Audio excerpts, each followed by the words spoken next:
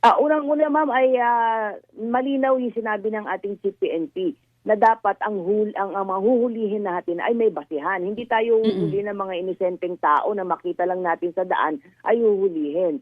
Dahil malinaw ang sabi nga niya, hindi po pwedeng kapag ang isang pulis Mm. humuli dahil sa maling paraan na sa una pa lamang at yun ay nakasuhan na, ay makakasuhan kagad yun, ay madidismiss kaagad sa kaso yan. So hindi po pwede nga ang isang pulis para lang makakomply ay kukuha lang siya ng mga inosenteng pulis, ay inosenteng tao para lang makakomply. Hindi po ma'am, malinaw po yun na yung ating panghuli po ay dapat may legal na basihan at hindi po pwedeng for the sake na makakita lang siya ay huhuli po siya. Hindi po pwede po yun ma'am. Opo. Tayo ay tutungtong pa rin po doon sa tinatawag po nating due process at legal na pamamaraan po ng panghuli po.